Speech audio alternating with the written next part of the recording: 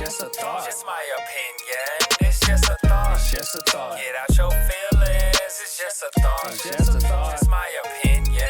It's just a thought. It's just a thought. Get out your What's going on, family? It's your girl, Sharí Nycole, here with another episode of Just a Thought with Sharí Nycole. And let me tell you right now, I'm excited today, and I'm grateful because this interview almost didn't happen, all right? Okay, we had to do a little rescheduling in the beginning, but I'm happy to say that Kicks and Fros founder Melissa Carnegie is here with me now, and she's the Director of Global Communications at the award-winning multicultural hair care brand Cantu, and she's also the founder of the retail brand Kicks and Fros. It's a brand dedicated to inspiring and celebrating Black women in the sneaker space. What better thing is that? Without further ado, Melissa, thank you for being here. I'm so glad to talk to you. How's it going? How you feeling? Good. Thanks for having me. I appreciate it. Like you said, we had to move some times around, but I'm happy to be here. I love Atlanta, so I'm happy to be here. Well, I'm happy you're here. I want to get started with you just backtracking in a bit, career-wise, because I just think you have an incredible blueprint here. And, you know, even what you currently do, I think is really dope. And there may be some Black women in particular who are listening to say,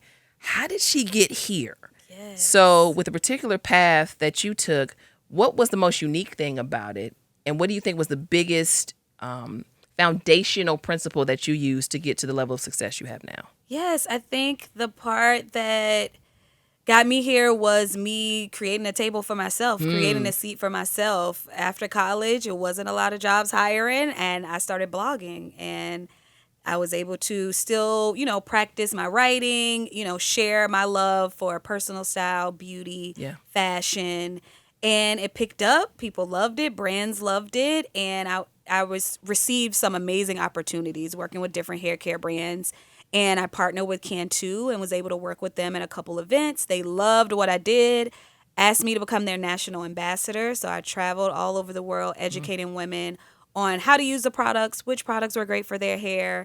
And that kind of turned into can you just come work for us? So it's been 6 years. I've been working there full time, which is awesome. They loved how knowledgeable I was on the brand. So I just created this space for myself, basically, when it wasn't any opportunities out there for me. And I had to work odd and end jobs to figure it out, but still wanted to be able to explore my creativity and, stay sharp with writing. And that was the way it kind of came to life. I love that. Before I move into the hair care piece a little bit more, you talk about creating space. And when you say blogging, I'm like, there's a lot of people out here that are blogging. And then there's a lot of people out here that think they're blogging and they're really not. For you, was there any particular period in time where you got a bit discouraged by the amount of people that were kind of in the same space that you were in as it relates to blogging? And if so, how did you kind of work through that and still stay true to what you really wanted to do? Yeah, so I feel like when I started blogging, it wasn't a whole lot of information. It wasn't a ton of bloggers.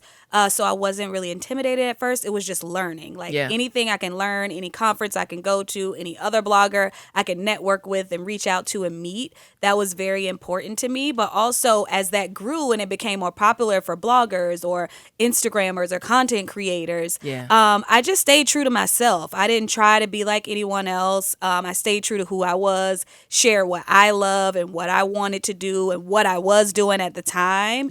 And I felt like my community grew because of that, because I stayed true to myself. So I always tell people that don't get discouraged. It's only one you. If you go down the bread aisle, it's tons of bread, it's tons of soda, tons of ice cream. But you still go and you get the one that you want and you like. So everyone's different. Everyone brings their own spice and spunk and education and information. So I always stay true to being myself, and I think that helped me along the way. Yeah, speaking of that, what would you say, or how would you describe your writing voice, and how do you infuse that into what you do when it comes to Kicks and Fros and even with Cantu?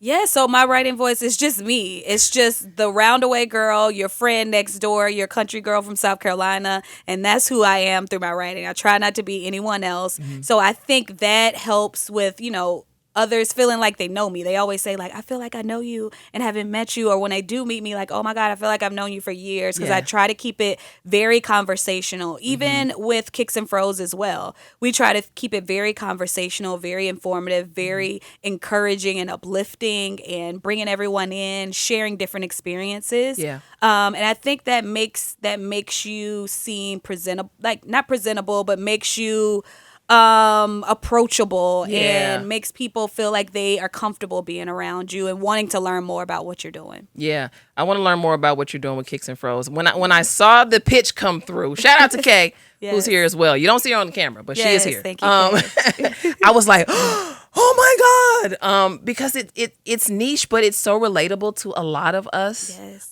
Black women out here. For you, can you speak to just what led to the inception of Kicks and Fros, and then can you speak to the evolution of this brand and how you hope it continues to grow? Yeah, so like I said, I've been blogging, content creator. I would get a lot of women reaching out to me via DMs or Facebook messages like, Yeah. I want to style sneakers, but I don't know how. Like, what sneakers should I start with? Where should I go to look? Am I too old to wear sneakers? I would get tons of different types of messages, and I would be responding to them all evening after work or the next morning before work. And I was like, what if I just create like an inspo page, like somewhere where they can go to get like sneaker inspiration or style inspo when Yeah. it came to sneakers. Think about Tumblr, but for Instagram. And I was like, it wasn't a heavy lift, something I could do in my free time, something fun. Yeah. And then it became very popular. Women loved it. They thanked me for it. And that sneaker ball I mentioned to you, I was Yeah. going to the first year of it here in Atlanta, and I wanted a conversation piece, something different that no one was going to have. So I went to Hobby Lobby, grabbed a pouch, like a canvas pouch, and I ironed on sneaker money. And I took that pouch with me, and it was definitely a conversation starter. Women were Wow. like, where can I get it? And I'm like, oh, well, I'm a blogger. I'm going to show you guys how to make it on a DIY. And they're like, no, we want to just buy it. We don't want to make it. We don't want to learn how to make it. We're not crafty. We just want to purchase it. Yeah. So that idea, that sparked like more ideas of like, oh my gosh, this could really be a business. Yeah. I created more pouches, created like a Kicks and Fros website and page for people to purchase them. And that kind of skyrocketed everything else. We have tons of merch now, from pouches to tote bags to socks, to crew necks and sweatshirts, t-shirts. Love it. Just launched our sneaker cleaner, which I'm super excited about. But just starting from just wanting to create an inspo page for Black and brown women in the sneaker space, because I felt like we weren't represented. I would share a lot of content when it came to sneakers, but the brands or the companies or like the blogs or websites or sneaker news sites that were sharing women, it wasn't any women that looked like me. That's and so I felt like interesting. we brought the style, we brought Yeah. the flavor when it came to sneakers, and we needed that representation. Do you feel a sense of, I don't think ownership is the right word, but maybe advocacy? Because as you're talking, I'm thinking, there's a mission statement that's permeating through a lot of the things that you're saying. So what level of advocacy do you carry into Kicks and Fros specifically that makes you most proud? Yeah, like I always tell people when I meet them or friends that help me out with Kicks and Fros, like, this is a community. This is not just me. Yeah. It's a community thing. I want everyone involved. I want others' ideas, not just my ideas. So we always, like, our mission on our website is Sisterhood Community Sneakers. Like, Yeah. we know that tons of women, from doctors to teachers to lawyers to everyday women, we all have this one love for sneakers.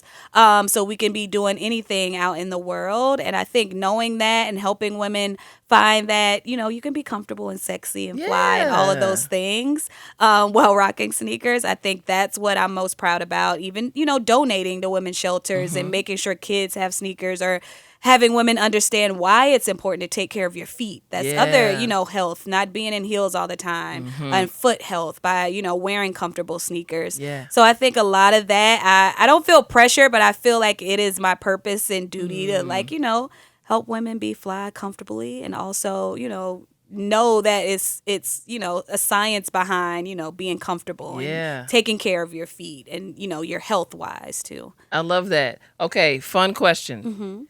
First pair of sneakers you fell in love with?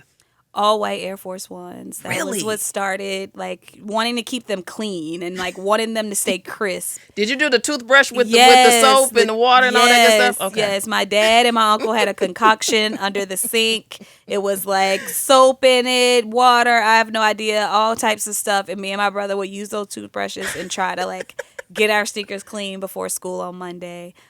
So yeah, those all white Air Force Ones were my go-to, and it's what started my love for sneakers and wanted to learn more, wanted to buy more or circling them all in an East Bay book and like hoping that someone would buy them for me. Is there a pair of sneakers that you wanted and you were like, yo, I gotta have them? You got them and you were like, I don't really like these like that. Is it? I'm trying to think. I usually always, try to buy sneakers that I love and that I will wear. I would say more so maybe a pair of like basketball sneakers. I love Jordans and certain silhouettes are sleek and I feel like look really good on women. But just some of the bulkier ones, I feel if it's Nike, if it's Puma, whoever it is, I purchased a few pair and I'm like, maybe the basketball sneaker, other than Jordan, isn't like my lane. They just seem so like they're comfortable, but they just seem so like bulky on my foot. I can't figure out how to, style them in a cool way. Yeah, mine are the and I love Jordans. I told you I was a collector earlier. Yes. But the 13s, I just can't do them. They, like you said, bulky. They're kind of bulky. They're a little uncomfortable. I actually like traded a pair at a sneaker con, which I've never done. But I was just like, because I covet Jordans. It's like even if they don't feel good, I get them anyway. Right, you get them. I got to get rid of these. I can't do them. They gotta go. I got rid of them. Never got another pair again. I don't know what it is. Shout out to Nike. I love y'all. I got a whole bunch of Jordans, but for whatever reason, that did not work out for me. Didn't work for you. It's like, no, thank you. Y'all have these back, sell them, take them. Give me some threes. I'm sick of y'all. Yes. I love threes too. Those are like my favorite. I was talking to someone about that. And they were asking my current favorite sneaker at this moment. I'm like, a Jordan 3? I love it. I don't know where it came from. All of a sudden, I was like a Jordan 1 girl because they're so sleek. Yeah. But a Jordan 3 is my go-to now. Yeah. Too, so. I want to ask you too. I mean, kind of like a conversation we're having right now. Mm-hmm. You guys talk about this kind of stuff all the time. Yes. And you are in a space, in a way, that is male dominated when we talk about sneaker culture. What has been the anchor for you to be able to be successful in maneuvering through, this male dominated space and not only standing out, but being able to bring along other, Black and brown women in the process? Yes, I think men being supportive. They love it. They're like, even if it's like an event for Kicks and Fros and it's like for women, they're like, can we come? When are you going to have some events where we could come? We want to support. They love it. They support. They uplift.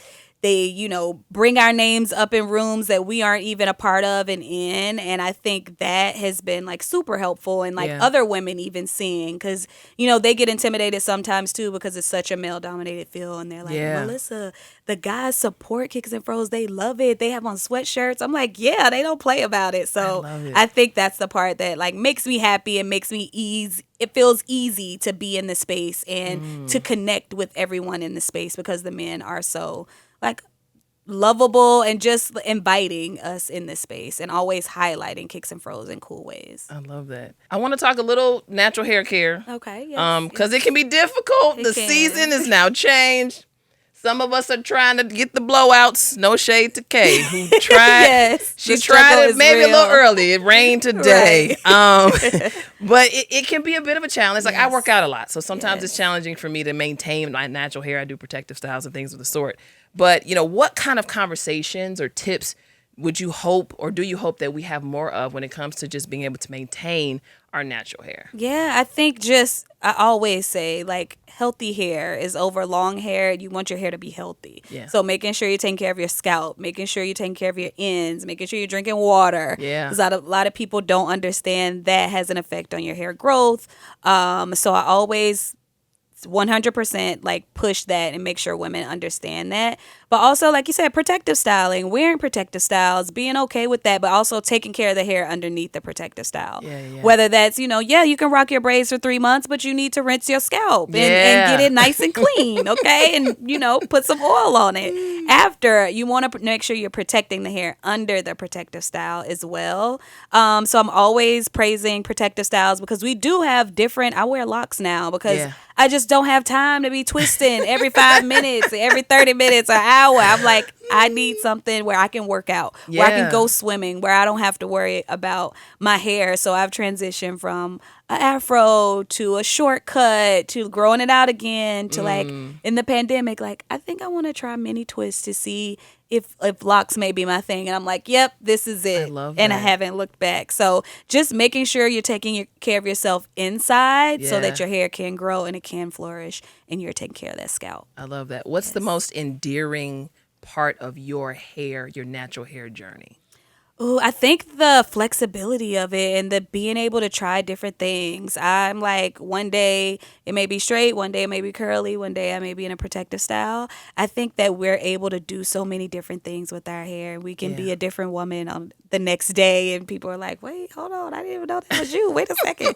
I think that's my favorite part about like black hair and our hair, just the versatility and being able to try new things with it, and how it's a part of our style and it's a part of our persona, our hair and what we're going to do with it. I think people always want to see what we do next or how creative we can get with our hair too.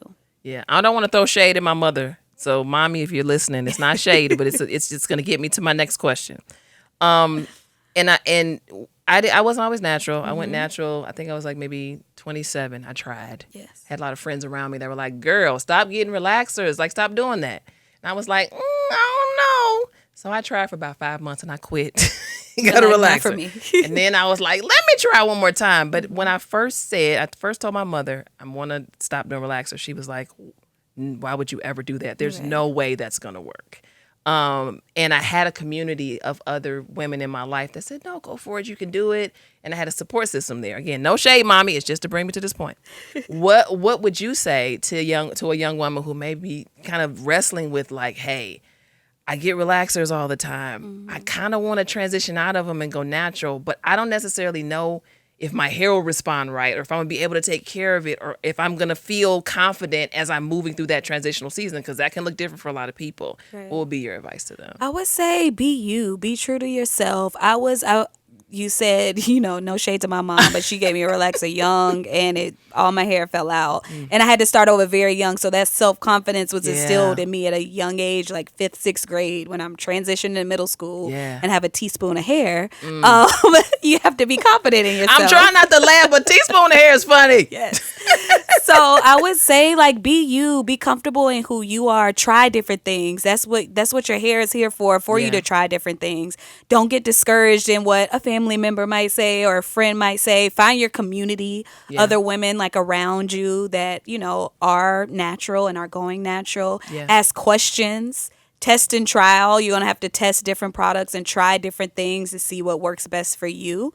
But be you and try it out. Why not? Why not? It's healthier for your hair, I feel like. Healthier for our scalps. I know 100%, because I remember like getting relaxers like in high school, and I would have like scabs on my scalp. Girl, like, let me tell you why something. Were we doing that? Fool. Like, that is It was crazy, and you knew it was coming. Yes, you knew it was going to burn. You know your scalp was going to have sores on it. You just doing it anyway for that silky press. That literally, my hair is limp. It don't even have nothing going on. It's just laying there. And I think in college, one of my, I found a salon in college. I'm always a big community and like connector and like networker. So I'm going to talk to anybody and like figure it out. Yeah. So I was talking to like a couple friends, and they directed me to someone on campus, my best friend Crystal to this day, who did hair. So I went to her and she trimmed my ends and got me cute. And then she told me about this salon I should try out. So I went to the salon, and the first thing she told me was,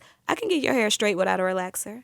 So I always tell women that you could be a straight natural. You can wear your hair straight and just not have a relaxer, and train your hair to be straight, but not put those chemicals on your scalp and on your hair. So after that, it was over. I was like, what? You can't? I would wear it straight, not have a relaxer. And then after college, I was like, I don't have her anymore. So let me figure out this curly thing. So it worked out. But yeah, be yourself, do you, and try it. Explore with your hair for sure. You can do it, ladies. Yes. You're looking at two women that went ahead and we believed, and now look, God is good. That's all I'm going to say about that. Before I let you out of here, though, Melissa, I do want to ask you, on two fronts, what's next that you can speak to for Cantu, and also obviously what's next for Kicks and Fros. Yeah, so for Cantu, they're working on some like amazing things internally with some of our true and tried products. I can't say exactly what, but be on the lookout. Top of the year for that. We do have a collection. We partner with Angela Stevens, who is an amazing Emmy Award-winning hairstylist out of LA, on a protective styles collection. Ooh, that's fun. So definitely check that out. It's in stores now, Walmart, Target, all your local beauty supplies. You can find it. But they have great protective style products that helps protect the hair underneath the style and like your braids, locks, we go out, we do things, Yeah. and they smell like smoke or smell like sweat. We have Yeah, some good yeah. deodorizers, all that good stuff. So make sure you check out CantuBeauty.com to learn more. And yeah, Kicks and Fros, we're promoting our cleaner, pushing our cleaner, educating women and men on our cleaner and how you can use it and why you need it under your sink for your Love it. sneaker cleaning. And so some people may be saying, okay, Melissa, that sounds good and all. Yes. But also I want to connect with you on social media. Yes. Website, your own personal website if you have it. How can they do that? Yes, so Melissa Chanel, all across social, melissachanel.com is my website. And then also Kicks and Fros, all across social, kicksandfros.com is our website. Make sure you subscribe to our newsletter because our newsletter gang is the first people that know everything. So any new merch we have, any sneakers that are dropping, any surprise drops that we want to let our people know about, it's all within that newsletter. So make sure y'all subscribe. I love it. You all make sure you subscribe, make sure you support. This is what happens when a reschedule. The stars align on a good old reschedule. Melissa, thank you so much. It's been an honor to chat with you. All the best. Thank you so much for the support. I appreciate it. It's just a thought. It's just a thought. Just my opinion. It's just a thought. It's just a thought. Get out your feelings. It's just a thought. It's just a thought. It's my opinion.